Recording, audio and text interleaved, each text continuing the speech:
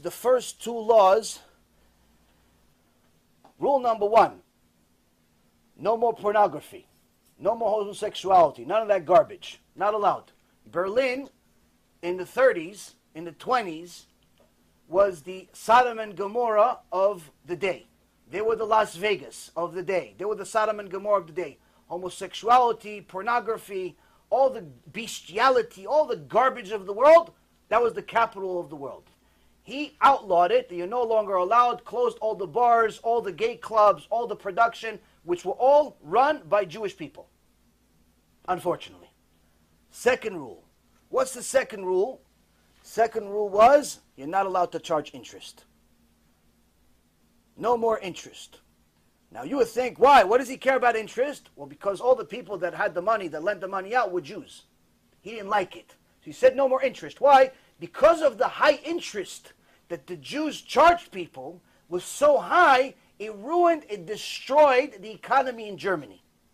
They destroyed, just like they destroyed Russia a few years before that through their communism over there. Jews destroyed Russia, not Goyim. Jews destroyed. Communism is by Jews. Well, don't let anybody confuse you. You look at history, Karl Marx, all the other Reshaim, they're all Jews. Wicked, but nonetheless Jews.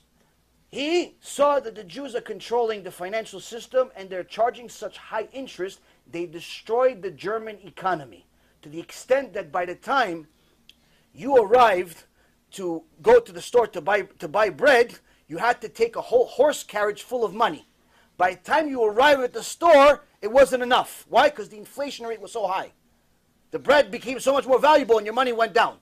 So now he says, what's this, the cause of this? Because nobody could afford to do anything because the interest rates are so high. So he decided no more interest rates. You're not allowed to charge interest rates. Everyone was in a financial collapse. America was a financial collapse. England was a financial collapse. Everybody else was collapsing. Germany collapsed worse than everybody else. But after he passed this law of no more interest, within 6 years, Germany became the leading, wealthiest economy in the world. They called it a financial miracle. Why? They were the only ones that were bold enough to stop interest. This is one of the biggest reasons of why he hated Jews. Because they destroyed the economy because of their greed. This is happening again. And you'll see, if nobody listens to me, nobody listens to the Torah, nobody listens to history, and everybody ignores it, this is going to be a huge blow-up to the extent where you can see how Edom, just like the Torah says, Edom is going to come back again, Edom becomes America. Edom becomes America. Why? Because America is Edom, after all. But you'll see what happens. And you'll see that all of a sudden the 6 million Jews that are in America, that feel comfortable, that are sometimes in government, that are sometimes in politics, that are running big businesses, and so on and so forth, guess what? Same exact thing happened in Germany. We were in politics, we were in business, we were prospering, we were great. In Germany, same exact thing. In Greece, same thing. In Rome, same thing. In Egypt, same thing. But guess what? We get greedy, we get sinful, we become Reshaim.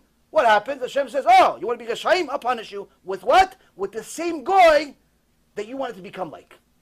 And this, Rabotai, is what's happening under our note of what's right, what's wrong, what's allowed, what's not allowed. Now, a Jew, first and foremost, is never allowed to lend another Jew money with interest. Now, the exception is if the Jew that's borrowing the money is a mechalel Shabbat, you're allowed to charge him interest, but they still do not recommend it, because if that Jew does tshuva, you have to pay him back all the interest.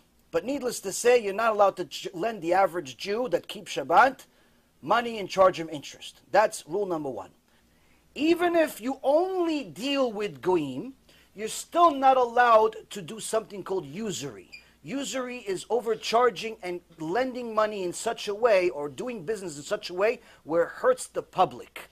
When you charge somebody an interest that is drastically above the norm being bank rates, regular bank rates, and what's legally allowed according to the law, when you charge them such an interest rate that it becomes very difficult to the extent of almost impossible for the average person to pay it back, you are now in a business where you're taking advantage of people, and it's still against halacha. Still not allowed to do it even for goyim. Why? Because it's usury. You find yourself a real rabbi, it's going to tell you, not allowed. No, not recommended, not allowed. Not allowed. That's what it is. Not allowed. You have to quit tomorrow.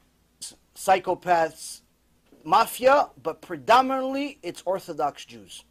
Predominantly it's Orthodox Jews funding it, selling it, and you have even yeshiva kids that have no skills whatsoever.